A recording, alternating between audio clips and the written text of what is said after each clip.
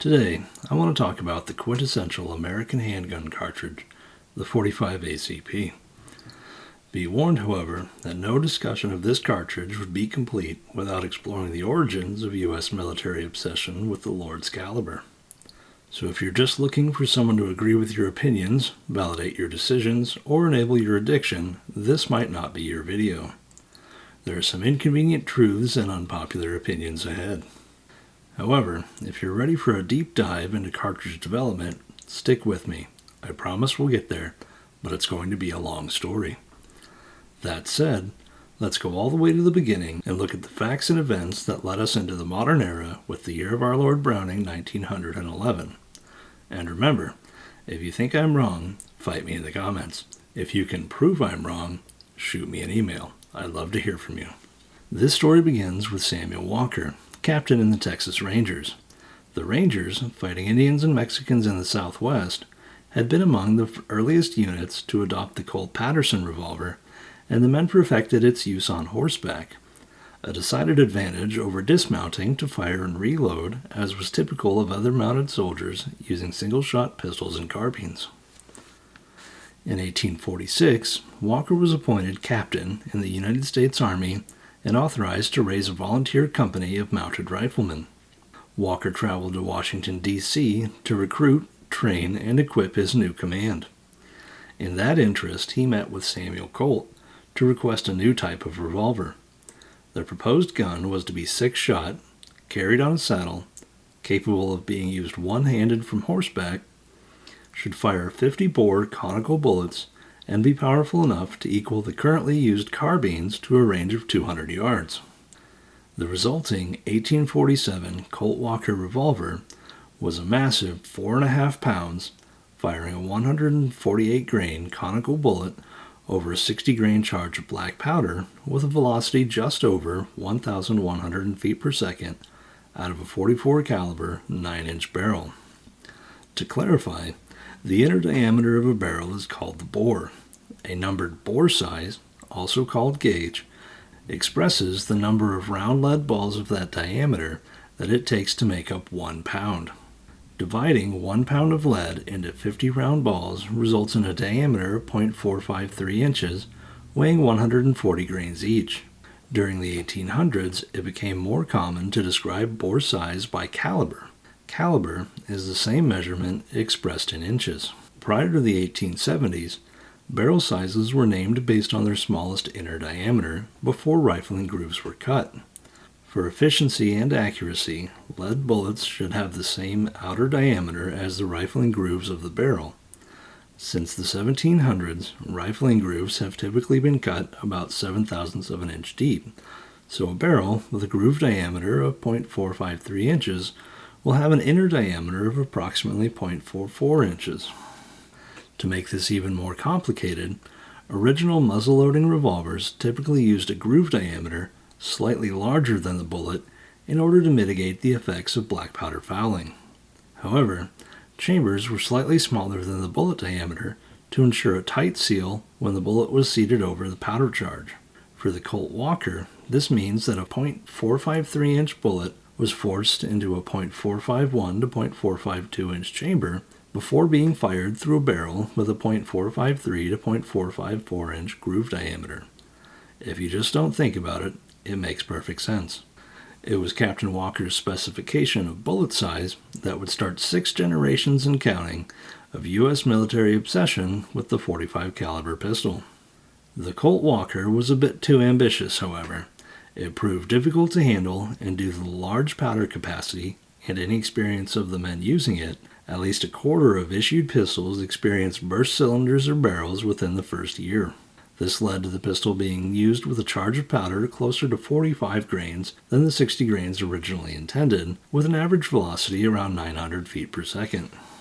In November of 1847, additional pistols were ordered with requests to shorten the cylinder and barrel. The resulting 1848 model, later known as the Colt Dragoon, was reduced in weight by only 4 ounces and reportedly had a 50-grain powder capacity, which yielded a velocity of 1,000 feet per second with the same 148-grain conical bullets out of the now 7.5-inch barrel. In practice, the new model was typically only loaded with 30 to 40 grains of powder, resulting in an average velocity between 750 and 850 feet per second. These pistols were again fielded by the United States Mounted Riflemen, this time in the Northwest Oregon Territory during the Gold Rush. The new pistols were easier to handle and less prone to misuse, giving them a very favorable reputation. During the 1850s, the U.S. military expanded its armament and sought to keep pace with technological advancements. In pistols, the use of paper cartridges became common, and bullets with a grease groove were favored. In 1855, the U.S. Army adopted the .36 caliber Colt Model 1851 revolver. However, the mounted riflemen and dragoons continued to use their preferred .44 caliber pistols, with requests to Colt for an updated version. With their patents expiring, Colt looked for possible innovations, which were found with Company Superintendent Elisha Root. To meet the ordnance request in the most cost-efficient way, Colt combined features of Root's patent with the Model 1851 frame and an enlarged cylinder and barrel. The resulting pistol had quite a bit of contouring to ensure a light weight, giving the Model 1860 a much more elegant appearance and over a pound less weight than the Dragoon. Despite the innovation and demand, Model 1860 revolvers were not ordered from Colt until the wave of secession in April and May of 1861, during the outbreak of the American Civil War. The new model maintained the use of the same .453-inch bullets and was optimized for paper cartridges. With a charge of 30 grains black powder, average velocity out of the Army standard 8-inch barrel was around 850 feet per second. Back in 1856, when Colt's patent for a revolving cylinder expired, the Smith & Wesson Company took advantage of a patent Colt had overlooked and designed the first U.S. revolver to fire metallic cartridges. Smith & Wesson's small rimfire revolvers proved to be popular backup weapons during the Civil War, establishing the company as a competitive rival to Colt, though lacking a large-caliber pistol.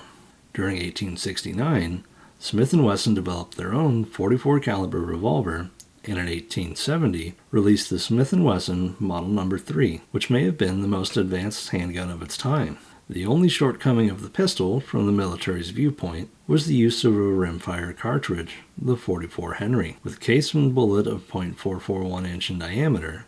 The Ordnance Department would order 1,000 No. 3 pistols in December of 1870, but insisted on a centerfire cartridge. Smith & Wesson responded by simply adapting the .44 Henry to use a centerfire primer and called the new cartridge the .44 American. It fired a 200-grain bullet just under 700 feet per second. While the Army liked the advanced features of the gun, they found it to be too complex and delicate while in service use. As a side note, the No. 3 revolver was also presented to the Russian military, who likewise requested changes to the cartridge. The resulting .44 Russian used the same case as the .44 American, but employed a bullet with a consistent .432-inch diameter. This would be the progenitor of modern .44 caliber cartridges. When the roll and white patent, controlled by Smith & Wesson, expired in 1871, Colt designed their own cylinder conversion to chamber a new cartridge in the existing revolvers, the .44 Colt. The case and bullet were .451 inch in diameter, with case length approximately 1.12 inch, which held a 21 to 28 grain charge of black powder. It typically fired a 210 grain bullet with a velocity around 700 feet per second. The conversion was applied to existing U.S. Army revolvers, as well as new pistols produced at Colt's to use up available parts.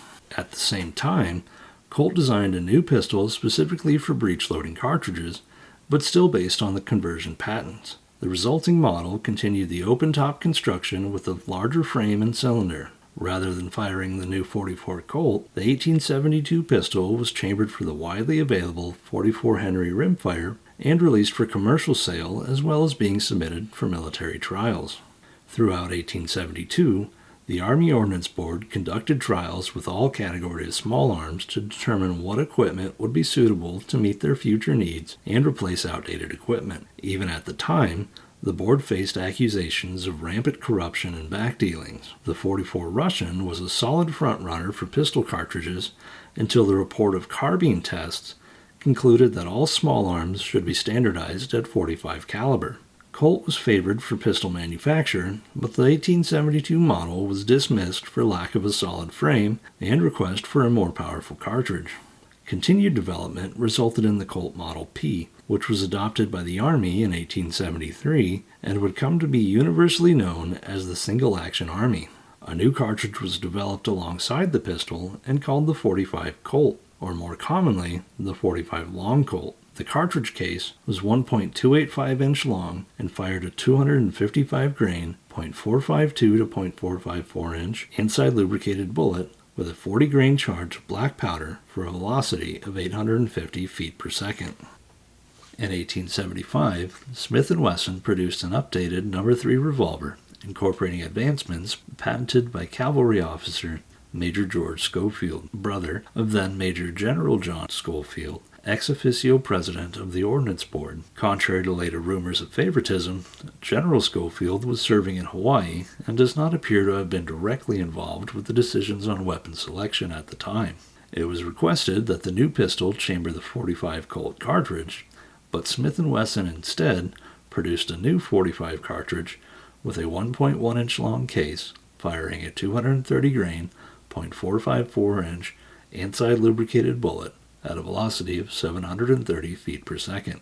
Just over 8,200 pistols were purchased between 1875 and 1879. In 1879, cartridge manufacturing came within sight of the modern era with the development and combination of solid head cases and boxer primers. Prior to this, internally primed or balloon head cases were standard. The Ordnance Board applied the developments to the .45 Smith & Wesson, designated as reloading cartridges, allowing cases to be reloaded in the field. Combined with the ability for use in both Smith & Wesson and Colt revolvers, the new reloading cartridges reduced costs and reliance on factory logistics. Continued and extensive testing would produce the Model 1882 ball cartridge 4-caliber .45 revolver.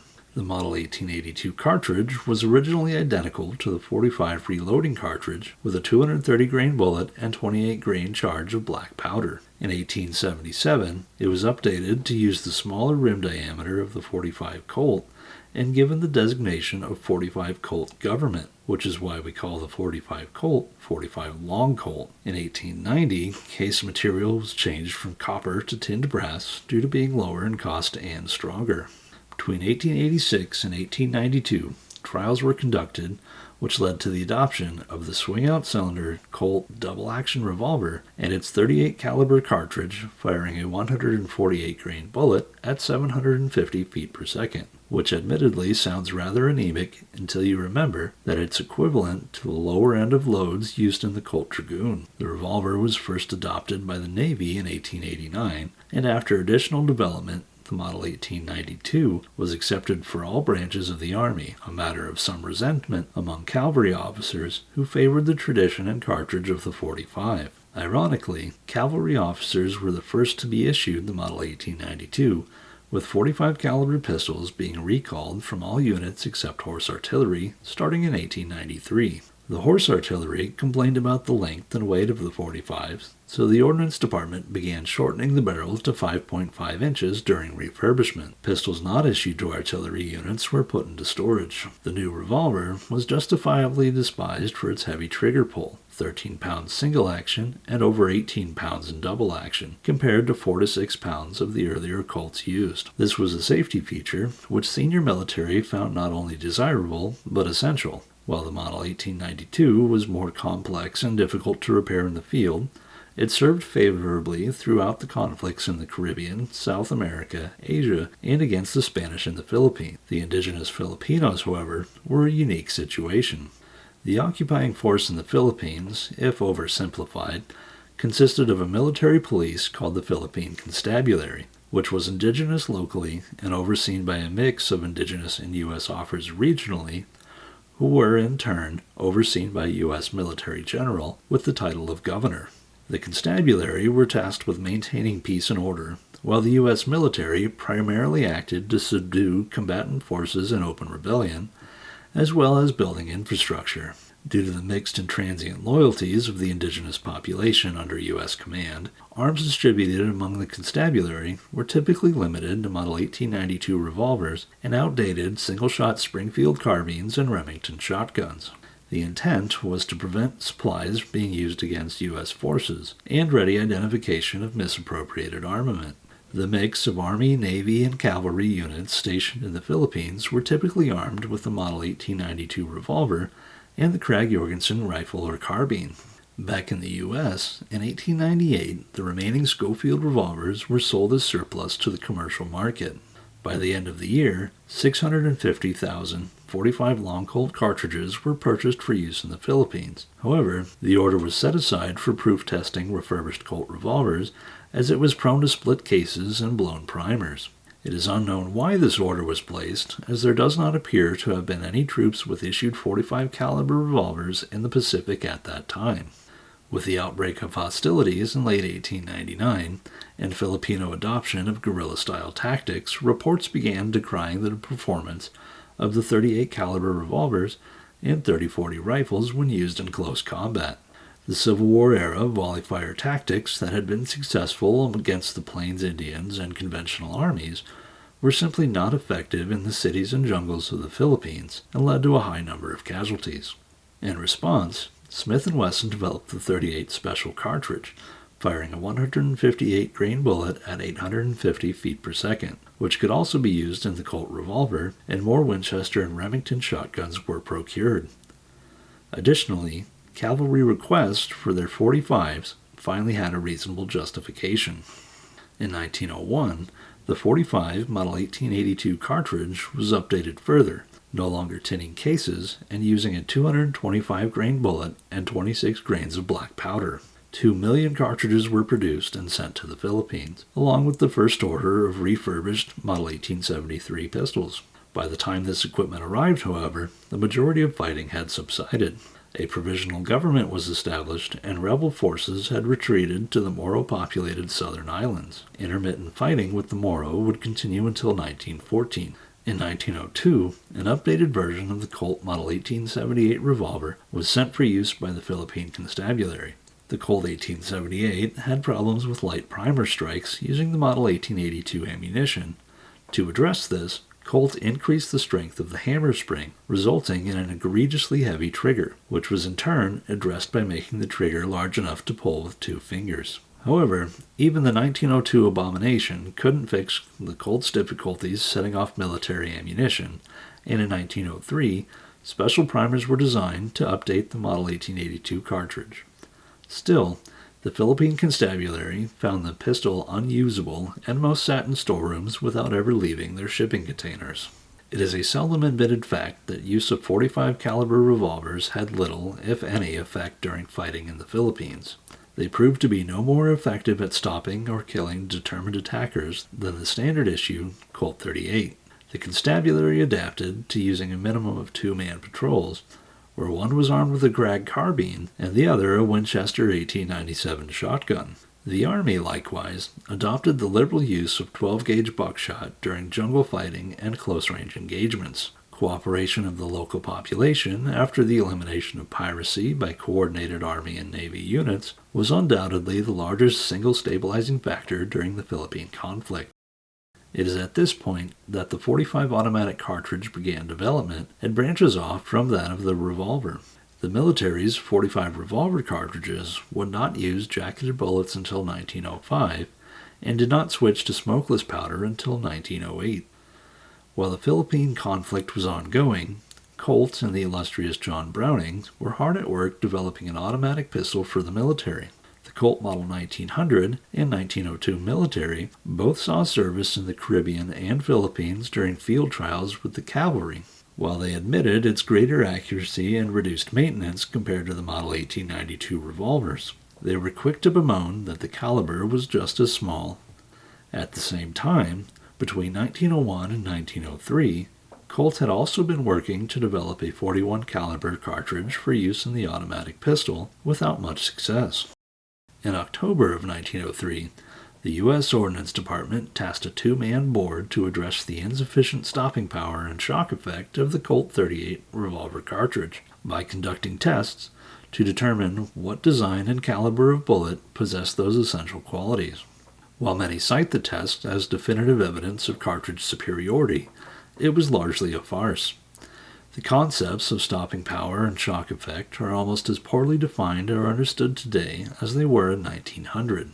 For the purposes of the test, conducted by Captain John Thompson, officer in the Ordnance Department, and Major Louis LaGarde, surgeon and former cavalry officer during the Indian Wars, stopping power was defined as the ability of a bullet to fracture and cause splintering of long bones in the arms and legs. This was tested by shooting human cadavers and butchered horse legs and observed by X-ray. Shock effect was not defined at all, but was assumed to be inferred by the measurable effects of energy transfer when a bullet passed through a cadaver, as well as the visual distress of live cows when shot through the lungs or intestine. Observation of shock effect was done by hanging a cadaver and measuring how far backward different parts traveled when shot, and with live cattle, by determining how many shots were required before the animal fell from its feet, and also recording the time from the first shot until the animal died, which was anywhere from 3 to 9 minutes for all cartridges tested. Tests with cadavers were likely completed by late November, and tests with cattle were done the following March in 1904. 9 cartridges were used: 30 Luger, 9mm Luger, 38 Colt, 130 grain full metal jacket 38 ACP, 120 grain soft point 38 ACP, 45 Colt hollow point, 455 Webley with a hollow point and hollow base wad cutter, and 475 Ely. The tests on cadavers, while common at that time, have been called into question with modern medicine as lacking correlation to the theory being tested or to the results inferred. The cattle testing was clearly biased, ignoring results that did not conform to the conclusions made. Findings were also contradictory, claiming that the same cartridge which lacked the penetration to kill a cow when shot in the head 3 times nonetheless possessed the greatest stopping power, and that rapidly expanding bullets were the most effective type, despite the military not using these for risk of violating the 1899 Hague Convention. They further outlined specifications for a jacketed bullet construction that not only had not been tested, but didn't exist with any commercial manufacturer. The only reasonably scientific recommendation was that soldiers who are to be armed with a pistol should be taught basic human anatomy and relentlessly drilled in proper shot placement due to the large amount of target area of the human body which offers no hope of stopping an adversary when hit. Let me say that again. I know a lot of people don't want to hear it. The Thompson LaGarde test found that any pistol cartridge from 30 to 475 caliber was potentially incapable of stopping a man unless shot in a vital area, namely the heart, spine, or brain. Before the cattle tests had even been done, Colt was informed the Ordnance Board would be recommending a 45 caliber cartridge, likely by Thompson himself. Colt then abandoned the 41 Auto and began reworking the project. In February 1904, cartridge specifications were sent to UMC for the development of production samples, while Colts worked on refining the pistol design. In March 1904, Frankfurt Arsenal was likewise ordered to start development of a .45 automatic pistol cartridge, which after a year of work were completely unusable. In September 1904, Colt sent Browning 2 Model 1902 military pistols to be reworked for the .45 cartridge. The new designs were patented, resulting in a scaled-up version of the 1902 with an improved locking system that would quickly become the Colt Model 1905.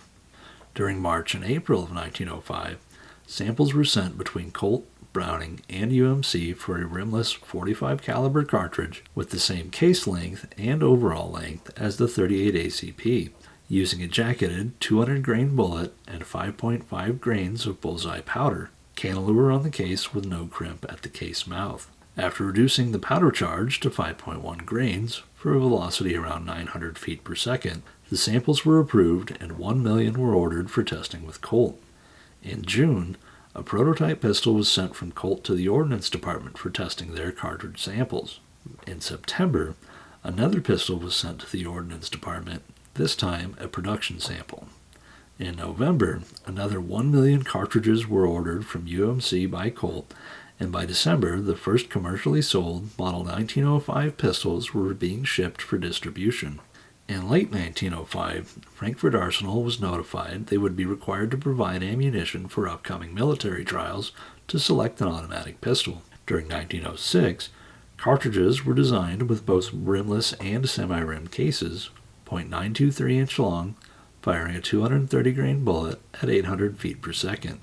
Tests were scheduled to begin September 1906, but the poor quality of Frankfurt's ammunition and their inability to manufacture it delayed testing until January 1907. By June, they simply began ordering ammunition from UMC, specifying a 230 grain bullet and 800 feet per second velocity, all other aspects being the same as UMC commercial cartridges. During 1906, UMC made adjustments to the extractor groove, rim thickness, and primer. Testing throughout 1907 resulted in a number of changes being requested to the pistols still in trials, and an order for 200 production samples for field testing. Colt shipped the 200-gun order of what is known as the Model 1907 in March of 1908. The pistols were divided up and sent to different military units throughout the United States and Philippines. Results came back quickly, with soldiers noting excessive recoil, poor grip, jams, and frequent parts failure. Again, the Ordnance Department contracted with Winchester and UMC for cartridge production, specifying a 230 grain bullet, .452 inch in diameter. Winchester ammunition was made without a cantilever on the case, but after experiencing issues with bullet setback, it was required once again. By December 1908, the Pistol Trials Board concluded that neither the automatic pistol nor the average soldier was ready for its general use. While further testing of automatics was scheduled, the Ordnance Department ordered 6,000 Colt New Service revolvers, chambered in a new Army cartridge, now based on the .45 Long Colt. Nearly all of the Model 1907 pistols were recalled and further improved by June of 1909. Again, reports came back quickly noting excessive recoil and parts failure. Even while pistols were being recalled, however, Colts turned to John Browning again, who redesigned the pistol. The new prototype would be known as the Model 1909, and tests were scheduled for August. Further tests were recommended, and 24 pistols were made and sent to various military branches throughout the country. Tests were completed by April 1910. While further improvements were recommended, the Cavalry, which was the only unit whose pistols had not experienced any failures, did not recommend the pistol for adoption. Officers still felt their men were not safe enough to use an automatic pistol. To make the timeline somewhat confusing, before the Model 1909 pistols even shipped out, Colt and Browning were making improvements, and the new pistol was tested in February 1910. Testing continued until November, in which the pistol experienced several cracked frames and one cracked barrel. An additional 9 pistols were made with changes to address the frame and barrel issues, as well as adding a manual safety specifically for the Cavalry. On March 11, 1911, the new pistols were subjected to a now infamous 6,000-round endurance test without a single failure. On March 19th, the U.S. military officially adopted the automatic pistol caliber .45 model of 1911. With the pistol finally selected, the Ordnance Department tested, standardized, and adopted its cartridge, the caliber .45 automatic pistol, ball cartridge, model of 1911. A change was made to the primer, which was shorter than that used on the rifle to avoid misidentification.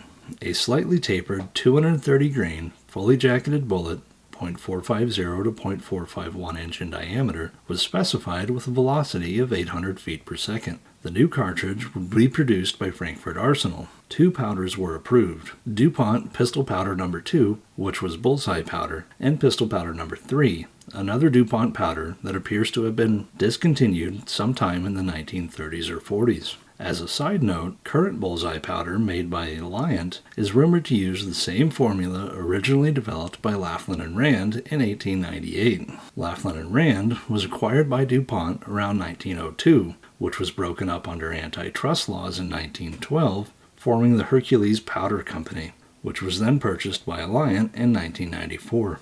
Between 1911 and 1918, experiments were made to use rejected .30-06 cases to load .45 ACP. However, this practice was never implemented due to the extreme pressure created by using the reduced capacity cases. From 1912 to 1914, an increasing number of commercial manufacturers were contracted to produce the military cartridges to meet the extreme demands of World War I.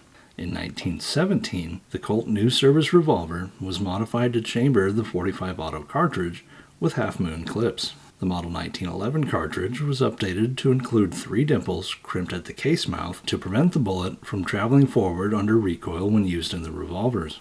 During 1925, the Model 1911 cartridge was updated again, no longer using a tapered bullet with a .450 to .4515 inch in diameter. In 1926, bullet jackets were no longer tinned, and red shellac was used to waterproof the case mouth and primer pocket. In 1932, bullet diameter was again increased slightly to .4505 to .4515 inch.